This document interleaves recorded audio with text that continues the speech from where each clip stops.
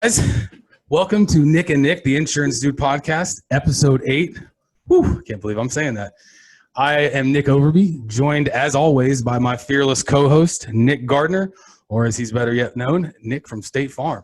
What's up, brother? State Farm. What's up, man? How are you? Blessed and highly favored, bro. Honestly. Nice. Yeah, like it is. I mentioned earlier to you today, we had our regionals come in, and that was super cool. We had a big pump up meeting like what we do every Friday, but today was cool because some people hit some milestones, myself included. That was really cool to get recognized for that, and just know that I'm doing above average things to become above average person. Okay, so let's not glaze over a milestone. What was a milestone?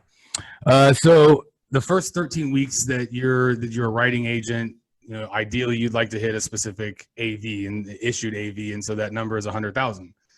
So in 12 weeks, I issued 117. So total is like right at 120 after my 13 weeks. So yeah, feel pretty good about that. Yeah. Dude, so it's awesome. So yeah, go ahead. Sorry. No, I was just going to say, I mean, is that standard? I mean, that's obviously your goal. And if you're hitting and exceeding a goal, you're crushing. That's amazing. Yeah, it was super cool, man. As far as average goes,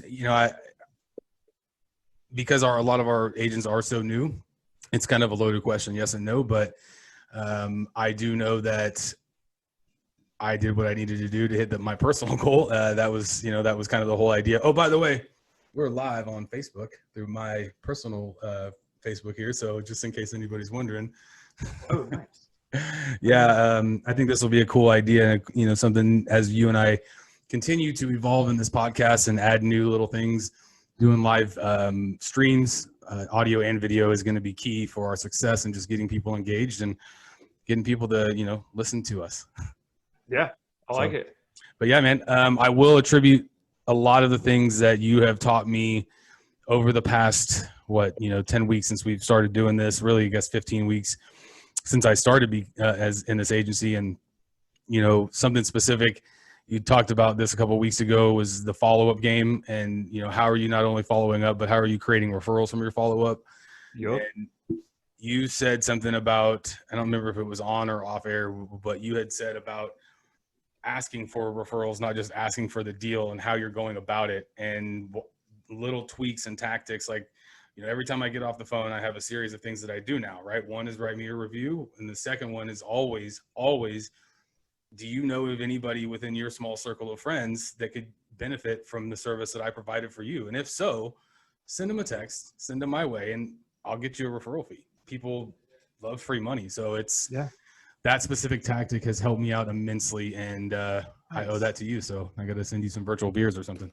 Virtual beers. Right on. I like it. That's awesome to hear. The one, you can go kind of one of two ways with it. Like, obviously, asking, do they know anyone? What I found is if you put the pressure on them to reach out and send your people my way, probably less effective than if you can get their info right from them and let them know, hey, I'm gonna be reaching out. If you wouldn't mind, maybe send them a text and just let them know I've given them your info. That way, when I reach out, they'll know who I am and why I'm calling. Two, and I think we started down this road, but we had to cut it. We cut short. The second part of that referral piece is kind of like that when they do the pay it forward and the fast food line. It's keeping it going. And so, hey, I'm sitting in front of Sally. I got your info from your cousin Karen. And so what's wild is, and if you can explain like four layers removed. So Sally, I'm sitting in front of you today because you know Karen, right? Karen's your cousin. Okay, cool. So check it out. Karen gets her car detailed over at Jeremy's shop. Karen knows Jeremy from that way. So I actually knew Nick from Jeremy, who he gets his truck detailed with as well. So I just want to keep this thing going. And as you can see, like, this is the way that small business, and this is the way that businesses thrive. It's that word of mouth, right? Referral. Mm-hmm. So do you know anyone that I can keep this thing going? And so if you kind of at the front, let them know, hey, I've come to you, and here's like the 3 different people that how I got here. And so you're a part of my journey, and hey, would you mind helping me continue my journey? Which is, do you know 3 people that I can go forward and meet that you might know? That's kind of the other piece to it, is like planting the seed in the beginning that you came as a referral, and setting that expectation that while we're doing what we're doing, in the back of your mind, be thinking, if you know of anyone in your circle that, I could benefit, that could benefit from it. And then at the end, when you close them, your close is asking for the business, the referral, and for us, it's setting that follow-up appointment. That's all in the close for us. We're transitioning from closing for the business and then coming later and saying, by the way, can we get some referrals? By the way, can we set an onboarding? So we're trying to close, and that whole close is, like you were saying, that checklist. That's all part of one, asking for the business. You get all that done at the same time, versus selling the business and then selling the referrals and then selling for us, the onboarding appointment. But man, it's awesome to hear though that it's working out for you. I mean, there's so many different ways to do this. You can try and recreate the wheel, man, but like Glengarry, Glen Ross, leads are leads. You just need names and numbers and call them. Don't tell them where they're from. Third place, you're fired. Second place is a set of awesome steak knives, and the first is a Cadillac. Yes. You said something that resonated with me, and two things really. So I do policy review calls for a couple of reasons, and one of them is, to your point, is to ask for more business, right? And at the end of the day, being the resource, being the first thought that comes to their mind when it comes to, for me, health coverage, for you, auto, life, and what I see a lot of newer agents, and maybe not just agents, but people in sales, is they don't ask for the business. And maybe it's they don't feel that they have the right to, because somebody just purchased something from them, or they're just not ready to do that. But I can, and I know you can say this, asking for the business, asking for the close, and, not saying, hey, so, can we, I want to close this deal. You want to do it with me? But doing it the right way makes a huge impact. And, if you, like me and yourself, have the ability to conversate and relate and build rapport, it's not a bad thing. And I love how you talked about when you do that series of follow-ups and you set those meetings, and yes, and not to look at this in a negative way, but I'm doing this because I'm helping you and I want you to help me. And that's, to your point, that's how small businesses run. That's how this economy runs. And ultimately that's how we feed our families. Yeah. Now, everyone is attracted to the salesperson. Well, let me say this a different way. People that are people, they can talk to people, right? They're drawn towards sales, and sales attracts those people that have the gift of gab. Okay. So a small percentage of people have that ability to literally pick up and talk to anybody, anywhere, at any time. If you're lucky and blessed enough to have that, my uncle Robert, he always tells me and reminds me how blessed it runs in our family. Like, for my great grandfather, who had a car lot for like 60 years in downtown Dallas. What happened to Brittany then? She didn't catch it. She got the brains. She's the smart one. She's the one like going to college and doing like the RN nurse practitioner thing. She likes the acronyms behind her name. In school, apparently she loves school, but no, it's like all the males in my family, we all have this gift and ability to talk to people. And it's one thing to be able to talk to people, and sales is talking to people, but it's like a two-part. It's like part A is talking to people, part B, you got to be a closer, right? You got to close. It's one thing to talk to people, and I feel like probably early on, salespeople, especially if you just got licensed and you've just learned all this information, you just talk and talk and talk. You talk yourself out of the sale, which is why I train, Ethan, hey, if you roll out your quote and you let them know all the coverages, you ask them how it sounds, and they don't give you an objection, they say, yeah, sounds great. Close. Right. Why would you talk anymore? They haven't given you an objection. Right. Close.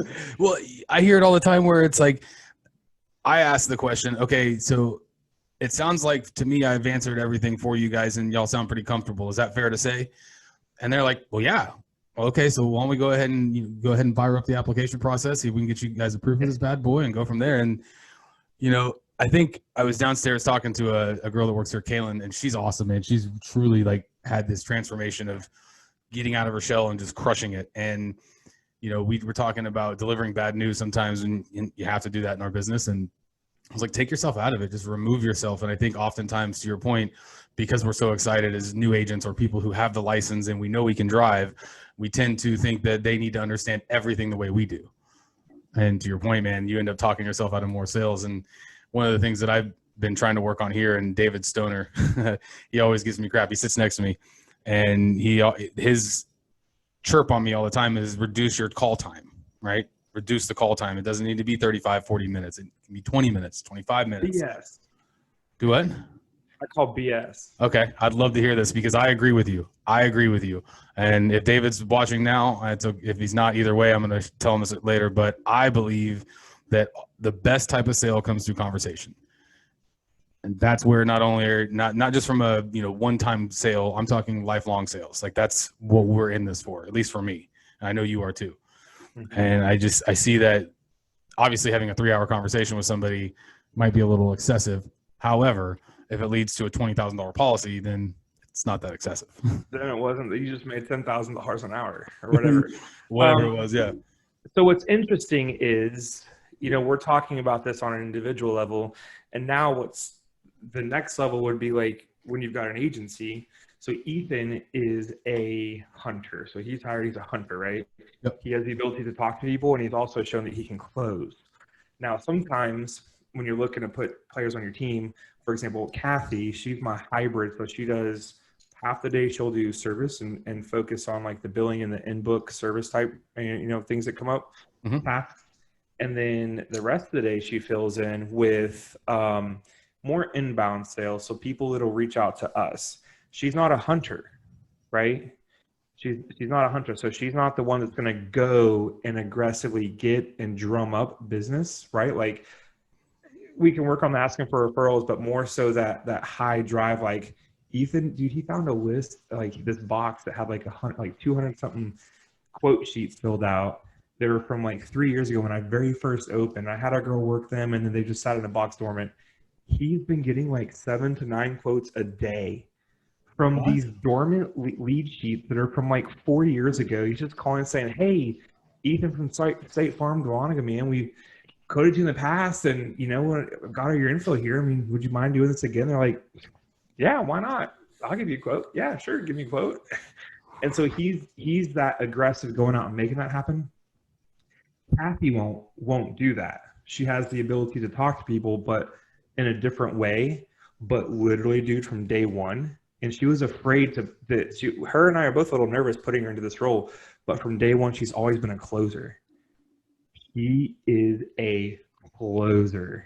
And so it's funny how we were talking about salespeople that can talk to people, but especially starting out, they can't close. They'll talk, and won't close. Mm-hmm. And literally from day one, Kathy has been a bam, like just closing them. And so once I figured out like, okay, so instead of relying upon her to go and get the business, what I have to do for her is I have to drive business to her. So as it's like just being here, being one of 2 State Farm agents in our town, people are going to Google State Farm through SEO, SEM. I'm going to put us in front ahead of, you know, in the top of the searches. So that keeps her fed, you know, and then that's awesome. Through talking to people through service and whatnot, she kind of gets pivots. But yeah, so it's interesting to see, like, you know, different players on the team, different strengths that people have, mm-hmm. and then, you know, trying to and work to those. But also knowing and understanding, you know, if you are an agency owner, that just because you hire someone and you think that you hired them for this role, figure out where they work and adapt. You know, yep. the world that we live in, I mean, from promotion to promotion that we chase to different players that you bring onto the team. I mean, you're all the time chasing different targets, and the dynamic of the team is constantly changing, you know? Yeah. But, yeah. So I mean, there's 28 of us in this office. There's a lot of dynamic, dude. That's in like, dude, if I should say not if, but when when there is a day that I've got 27 agents Yep. working for me as doing like what in this capacity, wow. I mean that's crazy to think about. We'll get there one day though. There's agents that are doing it, you know. Oh yeah, you can do it. dude. You're right on your way. In fact, it's funny. I was in conversation with somebody yesterday. Her husband works for State Farm here in Dallas, and I have a call with her at 5 o'clock today just to kind of chat and get some ideas and feedback. I love being able to conversate with people that are not only like-minded but in the same business, because you get to play off a lot. But anyways, I'm excited to see, because I know he works in a big agency too, and I mean obviously the size of where I live versus where you live is a little bit different, so it makes more sense. But man, it is truly interesting to see. I know that you have a smaller agency, and so you guys are very close knit, and it's to scale the same thing here. We, especially when you spend as much time with these people as you would do and as I do, this becomes your family, and so you tend to see things and learn things and pick things up from different people, and it's interesting, but it's a lot of fun, dude. I'd say enjoy being here. From seeing successful State Farm agents, and listening to them talk, and then being privy to kind of the not behind the scenes, but more from an employee's perspective of what y'all have going on at the Healthy Insurance Dude with Perry. It comes down to culture and 100%. The successful growth and scaling of a business. How do you still keep the same culture and with more people? Because that means there's more chances that things can kind of go sideways. But having those strong core values, having that strong culture, and seeing like the way that that y'all's office operates. I'll say this. This is awesome. Perry's never standing in front of a picture. He's always in the very back, and his team is in front of him. Yes. I don't know if you've ever noticed that. Oh, yeah. That I picked up on that. Like I saw like 2 pictures, and I always look for him. And what's funny is there's a dude that like dresses to the nines that looks like he's from London, and he's always sitting up front with like the 3-piece. He wears that's Taylor, the bald guy. Yeah, that's Taylor. Yes. Yeah. If you first look at the picture, you would kind of think that like it was him and the people are around it. But then if like you actually know Perry and you look, like he's like, it's all about the team. The team is what makes you who you are. And they're the ones that really get the credit. They're the ones out front, right? They're the ones representing you. And I've noticed that. And when y'all post group photos, I always look for him. And before I knew who he was, I was like, oh, that guy, that's like baller, that guy right there. And then he's always like half his head is like shown, like he's always in the back like this. You know what I mean? I'm like, okay, there's a takeaway there. There's a takeaway there. It's just been interesting to see like how y'all operate, and having such a big office, but then also still having a great culture. And I think that it could be the growth can be attributed to that for sure. No, I would say more than attribute, it is the reason. I mean, we talk about this weekly, and first thing you mentioned was growing a culture. You have to hire the right people first and foremost, and it's about being truthful and honest and not being misleading and saying this is what we expect and this is how we run our office. And I really, Perry has a great way of interviewing people, and it's concise to the point, and for lack of a better term, weeds the bullshit out. It weeds the people out that don't want to be here, and that see the allure of what you can do financially, and where you can be from a time freedom standpoint, and then they realize that that's it's not for them. But you said something about his leadership and how he puts the team first. We always talk about this, and he's the biggest proponent that there's a lot of ways to make money in life, but there's a couple of ways that are guaranteed, and building a large sales team is one of those ways of getting there. And you have to not only lead by example, but you also have to be able to set forth a style of work ethic, and just here, let me put it this way. We've said this before. I never asked somebody to do something I wouldn't be willing to do myself. Right. That I think is the biggest, in my opinion, the biggest leadership trait that leads to successful leaders. Because, you learn this in the cruise business. You learned this before that. I learned this in the restaurant business before that, if you're not willing to get in the trenches, A, you're not going to gain the respect of your fellow workers, but B, you just don't know what the fuck you're doing. Right. I mean, yeah. You know, it's like, why would I go try and tailor a suit? I've never done that before, and nobody's going to expect me to do it, but I can go sell some insurance and people trust me to do that. Yeah. So Definitely. I like that you noticed that, man. I'm going to mention that to him when we're done here. I think he'll like to hear that, man. He's, you know, he Has he is ever said that? Did you pick up on that? what on the way he does his pictures. Well, I've seen it. There was a couple of pictures that I noticed he did like right when this office first opened, and he had always been in the back. And Derek is the same way. The guy you met when that one day, or Chet Manley, but they're both they're the same way. And they're when it comes to they want and deserve the notoriety, but they also don't beg for it and they earn it. Right. And so they also know that without this team running the machine they've built, the machine would inevitably break down and then not be effective. And so I can't imagine, seeing what he's come through and where he is now, what goes through his mind and putting this stuff forward, because there's a lot of stuff that goes on, and being able to keep that composure is pretty intense. I think you could call that a nuance. That's like something that someone does like that. And if you look at successful people, like they all have their own little things that they do. It's attention to detail. Yep. It's just little things. And that's like this week, I've been working with Ethan on a couple of things. And here we're about to crush our final goal for the year, which is hit and travel. Once we close that out, I told the team we'll take December and really kind of work on the business a little bit. And now going into 2021, it's always a good time to, all right, where are we at? Regroup. What's our goal for next year? And work a couple things out on the business instead of in it.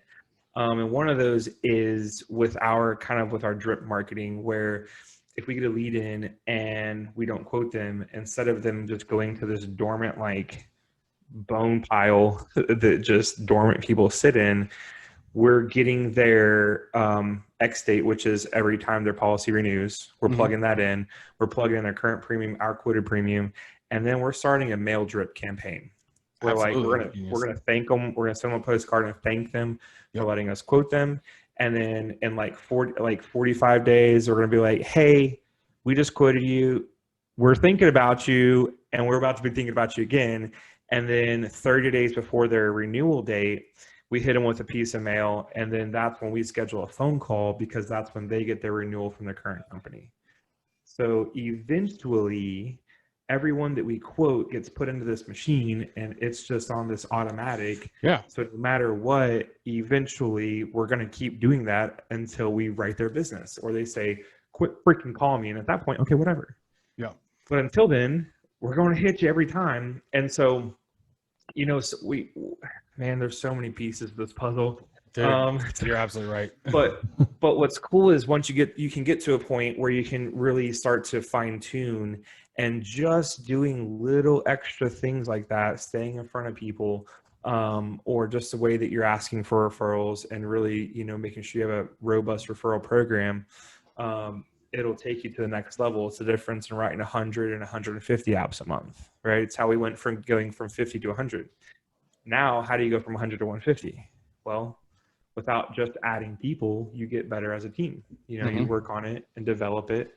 But those little things like that, and I'm always looking for people who are wildly successful, much more successful than I am. Feel like I've fallen backwards into a lot of this stuff. It takes hard work, right? But I always look at what people that are killing it do, and I always just look for little, not only like what they say, but their actions. I think that resonates. Is like, you can talk that you're about the team, but like, are you handling your team? And I've always noticed he's standing in the back because the team is important. Put them out front. But yeah, I like that. Man, I think he's gonna be flattered when he hears that, because it's the absolute truth, and he'll be the first person to tell you. And I know Jamie, his wife, will echo the same exact thing, that this isn't possible if we weren't here. What we do now, I'm looking at the board, and we literally had, I think I told you last week, almost 500 appointments. And here's the crazy thing, is that Perry and Jamie were actually out with COVID, and still being able to run that machine successfully, having some of our best. We did almost 700 grand last week. That's huge. and being able to do that without them, and is what he's aiming for, because ultimately, he wants this to grow, right? We have a good portion of the fourth floor. We want to have the whole fourth floor, so it's just the way it goes, man. I mean, you're either growing or you're dying. Ain't that the truth, bro? Look, stay growing. Keep growing. And we've said this before. I stick by this. If you want to go fast, go alone. If you want to go far, go together. Yeah. And that's one of the true blessings about being in this office, because if one person's having a bad day, like 2 Fridays ago, going downstairs and seeing Rhea just breaking down, if I hadn't gone down there, who knows what would have happened, and she could have done the same thing for me. And it's awesome, man. It's culture. It's about being about people, man. It's doing the right fucking thing, treating people right, and not being an asshole. I mean, you would think that it would be easier, but it's really Isn't that the only rule in our group? Don't be an asshole. I think so. Or no, don't be a jerk, I think is what I did. But either way, I mean, yeah, guys, don't be a fucking asshole. I'm looking at my phone. Don't be an asshole. Like, if you get on our group, we love the content. We love the comments. We haven't had anybody be a jerk or an asshole yet, so we're we haven't been plagued by the political jargon or the random sales or Ray-Ban. Yep. I love, you can tell when someone got hacked, they're selling Ray-Ban glasses for $19. Oh God, dude. Oh, hey, real quick, I do have to give a quick shout out. I only have his YouTube subscriber name, but Sir Francis, he's been engaged with every one of our videos. He's commented on almost every one of our videos. And I know it was Macy was her name? I don't know. Macy Thomas? Macy Jones, maybe. Yeah. Macy Jones. She works at she's a team member in a State Farm agent's office. Yeah, I remember you mentioned that, but I also had to give her a shout out because she did leave some nice words for us. And everybody else has gone and, spent any part of time or their day and giving it to us, man, that I am grateful for that. Thank you. That means the world to me. That, for me, from the agency standpoint, developing team members and watching them grow into what they want to be, and, having people listen, they're, having bad days and they're like, I'll kick your podcast on Spotify, listen to it, and then went and just attacked it. And they're like, yeah, my day turned around. I'm like, oh, that's so cool. That's like the coolest thing ever. Right. Or when you get people that are like, we talked a little bit on Facebook. She was like, what would you recommend here? Or like, you've asked me some questions like, how would you handle this? And I don't have all the answers, but I've got some experience and I'm willing to share, what's worked for me. Exactly.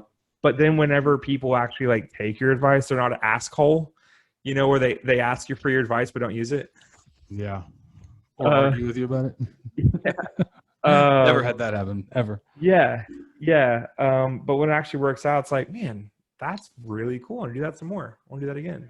It is super cool, man. I love it. Yeah. Hey, so look, we're running almost 30 minutes here. I know we've all got big things to do. I've got to get back to setting appointments for old Perry Lunsford here and make sure the office is eaten.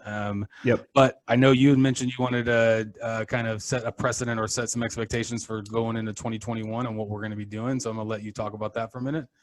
And then close it out. Totally. Put me on the spot. 2021. What do you want to talk about? Absolutely. No, I mean, so we're gonna break this into the second season of the podcast, and we're gonna do some new things. And so we'll finish out 2020 with season 1, and then that first week of January we'll pop out season 2, episode 1, and it's we've got some cool things in the works, and I'm excited. Also, Nick mentioned that we are on Spotify.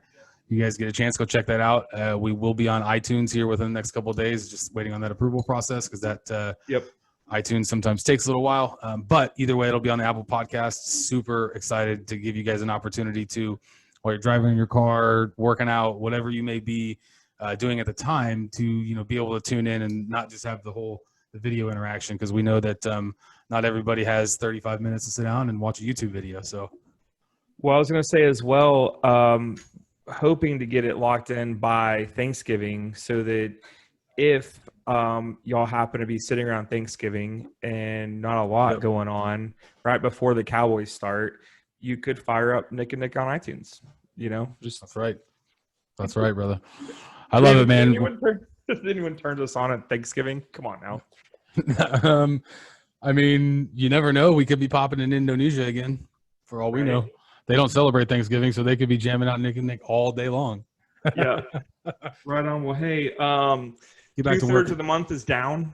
A third of the month to go. I know. I turned 36 last Saturday, by the way. I'm gonna happy belated birthday for myself because I'm old as fuck now. Happy belated birthday, dude. Oh God! And I was sick all week. I still looked sickly, but I'm not sickly as I was. So it's been a rough week, man. So you've been sick. I had poison ivy head to toe, literally all over my face. I feel like I'm still a little swollen and red tinted. But we were still able to crush our weeks, though, right? Yeah, dude. Yeah, great week. Closed out some life insurance. I mean, yeah, like we're growing. I mean, yeah. I mean, just from Monday to Friday, I've submitted 42K of business, and I'll check when I'm done here. I should have around 30 submitted because I had 2 V calls in the past little while. So, but yeah, I mean, it's look, like you talked about earlier, it's about a team. It's about what's putting forth in front of us. Yeah, I mean, of course, I'm closing the deals, but honestly, a lot of it wouldn't be possible without Perry Lunsford. Hands down. I mean, this dude feeds us quite literally. So, all right, brother. Hey, I hope you have a phenomenal day. Always a pleasure. And go crush it. All right. Sounds good. I'll talk to you soon, brother. Later, dude.